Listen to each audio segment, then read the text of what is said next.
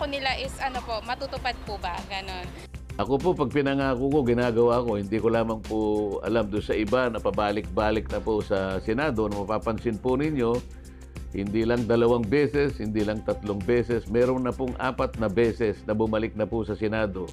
Kayo po ang nakakaalam kung kanilang mga ipinangako ay natutupad. Halimbawa po, ang pangako ng murang bilihin, ang pangako ng murang bigas, ang pangangako po tungkol sa ating edukasyon kung paano ito'y magiging kalidad.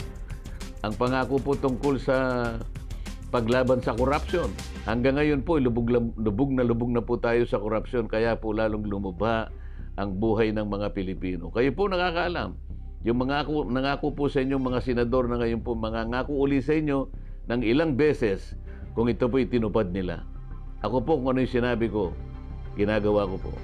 Kaya ba sila magpasa ng batas na ipababa yung tubig at kuryente? Isa po sa ating advocacy matagal na po ay yung kuryente na kailangan pong bumaba sapagkat napakataas po ng presyo ng kuryente sa ating bansa. Tayo po ang pinakamataas sa buong Asia. Matagal ko na pong advocacy ito, ngunit sa mababang kapulungan ay ayaw pong sumabay o tumulong ang aking mga kasama. Sa aking palagay po, kapag ako'y naihalal sa Senado, ay mapapadali natin ito sapagkat ang kapangyarihang ibibigay ninyo ay sapat upang maisagawa natin ito sa lalong madaling panahon. Ang laki po ng ibubungang kabutihan nito sa ating mga households, hindi lamang po sa inyo, lalong-lalo na po sa pagtatayo ng mga industriya dito sa ating bansa na kung saan ay babangon ng maraming pagawaan at sa ganon ay maraming trabaho ma-generate, dagdag na kita po sa ating mga pamilya. Yan po ang aking pinaka-importanting advocacy sa Senado. Huwag po kayong magalala at yan po ay ating tututukan. Kami nang hinaot nga matubag ninyo ang among pangutana may tungod nini. Kaya nga mong sildo lang magpareha kada barangay na gamay ra kayo, kasagaran gamay ra gyud.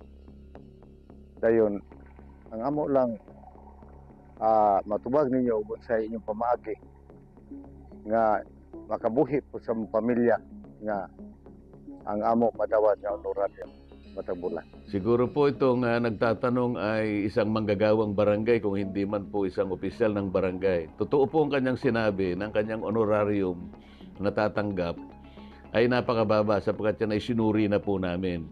Meron po akong panukalang batas sa mababang kapulungan ngunit hindi nagkapalad at kinulang po tayo ng panahon. Ito po ay naglalayo na kumalap o magkalap ng maraming pondo. Hindi lamang po nakabase sa IRA. Kaya po napakahirap ng barangay sapagkat IRA-based po kayo. Ang aking panukalang batas po ay makakalap po tayo ng maraming pondo pa na maitutulong lalong-lalo na po sa mga barangay na maliliit na nandyan po sa 4th class and 5th class municipalities. Ang barangay tanod po, 800 pesos lang po ang abilis na tinatanggap. Kawawa po. Kailangan po nating bigyan lahat ng paraan kung paano kayo po ay mabuhay ng marangal habang ginagawa po rin yung mga tungkulin. 24/7 po ang inyong tungkulin.